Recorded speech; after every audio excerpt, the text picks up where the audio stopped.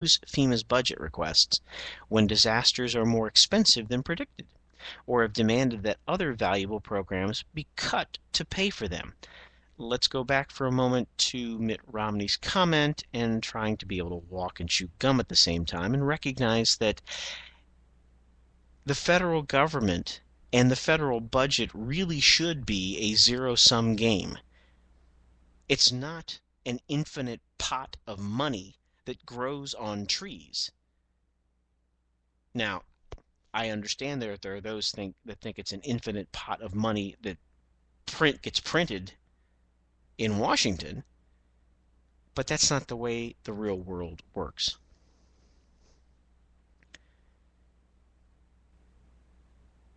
Representatives Paul Ryan, Eric Cantor, and other House Republicans have repeatedly tried to refuse FEMA's budget requests when disasters are more expensive than predicted, or have demanded that other valuable programs be cut to pay for them. The Ryan budget, which Mr. Romney praised as, quote, an excellent piece of work, and it was also a courageous piece of work. First time, at least in my living memory, that someone actually had the courage of their convictions, the testicular fortitude to stand up and offer a written plan to do something, whether you agree with it or not. Mr. President, we're still waiting for yours.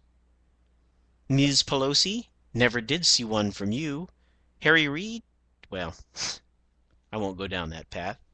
Time doesn't permit at this moment. Mr. Romney praised as an excellent piece of work the Ryan budget would result in severe cutbacks to the agency, as would the Republican-instigated sequester, which would cut disaster relief by 8.2% on top of earlier reductions. Does Mr. Romney really believe that financially strapped states would do a better job than a properly functioning federal agency?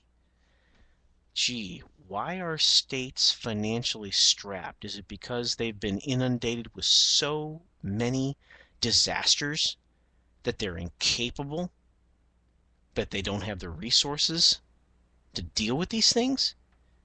Or could it be other things? Who would make a decision about where to send federal aid?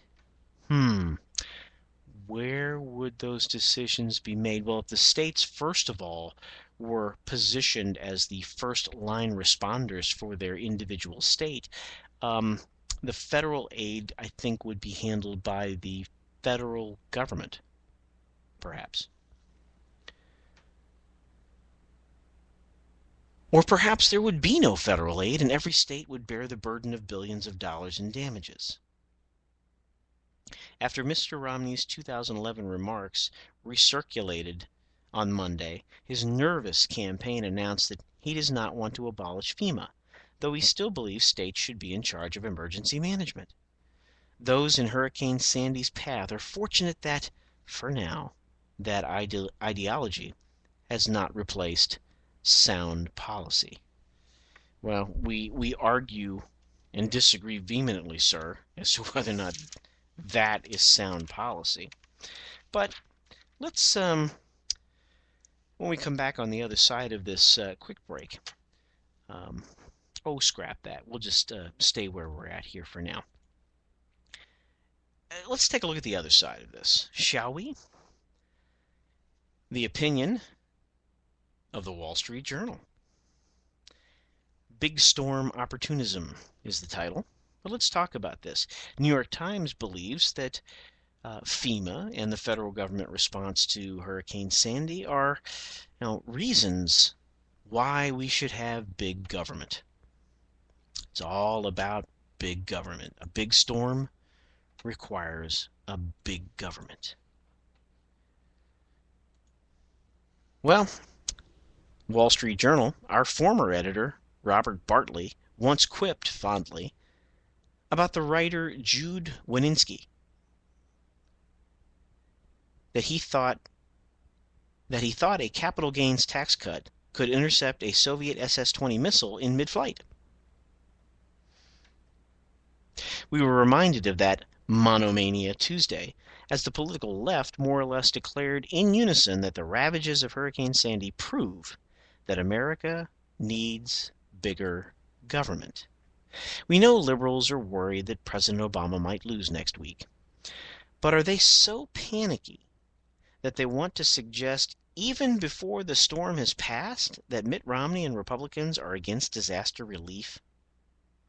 Apparently so. It's an especially low-rent tactic, akin to blaming the Tea Party for Jared Lee Loughner's shooting of Gabby Giffords. But, given that that's the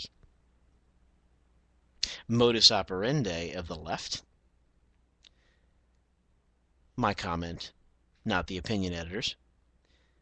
But it's equally absurd to argue that a once-in-a-century storm means you can't block grant Medicaid.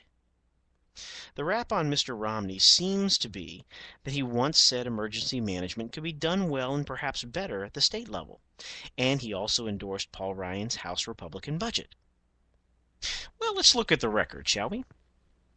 Regarding the budget for FEMA, the Federal Emergency Management Agency, Mr. Obama's own fiscal 2013 budget sought $10.008 billion. Now, this would have been Mr. Obama's failed 2013 budget. I believe that budget didn't even garner a single vote in the House or the Senate. But just so you know, Mr. Obama's budget was a cut of $641.5 million, or 6.02%, from fiscal 2012. We couldn't find an apples-to-apples comparison in the Ryan budget resolution because FEMA spending was part of a larger category, and the Senate never did pass its budget. But if budget cuts to FEMA are the liberal standard, their beef is with Mr. Obama. By the way, Mitt Romney says he doesn't want to abolish FEMA.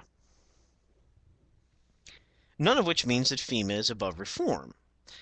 Matt Mayer of the Heritage Foundation has found that annual FEMA disaster declarations have multiplied since the Clinton years and have reached a yearly average of, get this, 153 federal emergency declarations.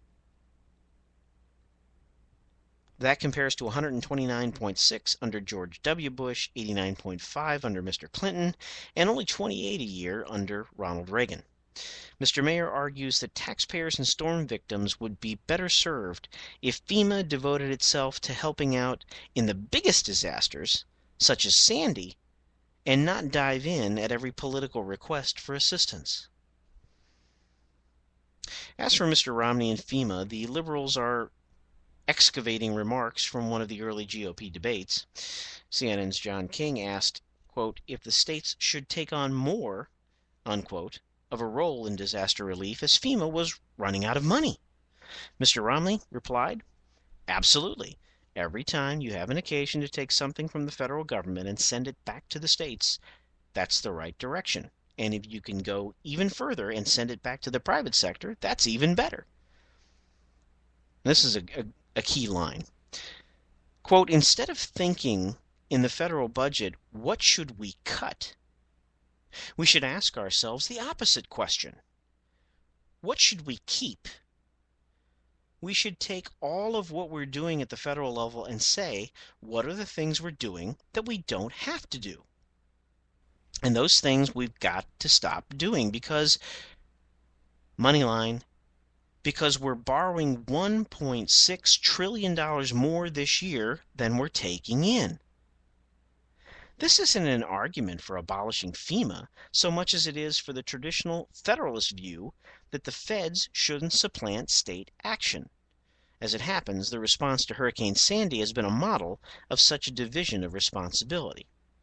Citizens in the Northeast aren't turning on their TVs, if they have electricity, to hear Mr. Obama opine about subway flooding. They're tuning in to hear Governor Chris Christie talk about the damage to the Jersey Shore, Mayor Mike Bloomberg tell them where bus service might resume in New York City, and Connecticut Governor Daniel Malloy say when the state's highways might reopen. Energetic governors and mayors are best equipped to handle disaster relief because they know their cities and neighborhoods far better than the feds will ever. And they know that their citizens will hold them accountable. The feds can help with money and perhaps expertise. The larger liberal fallacy here is that effective government requires bigger government.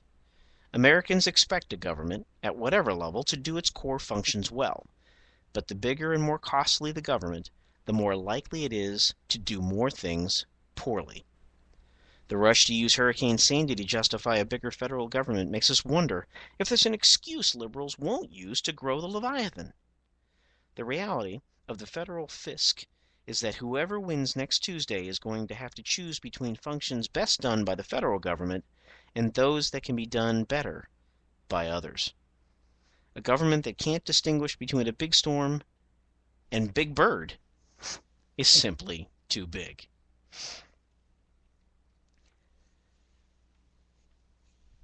So point and counterpoint on the argument that this big storm demonstrates a need for big government. And at the end of the day, I think the whole debate comes down to some of the core foundational principles that used to be part of the consensus perspective of this country. And that is that individuals are best positioned to take care of themselves. Individuals taking personal responsibility are best positioned. And that the government closest to the people is the most effective government, provided the people remember to stay engaged. We'll talk about that a bit more on the flip side of today's program as we move past the end of Hour 1 and move on to Hour 2. You're listening to the Palmetto Conservative Show here on the CB Media Network. Take this little brief musical interlude, come back on the other side. Please stick with us. You're listening to the Palmetto Conservative Show here on the Conservative Broadcast Media Network.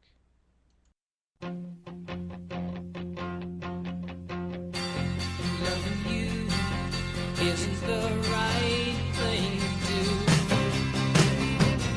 And how can I ever change things that I feel? If I could, maybe I'd give you my world. How can I, when you won't take it from me? You can go your own way.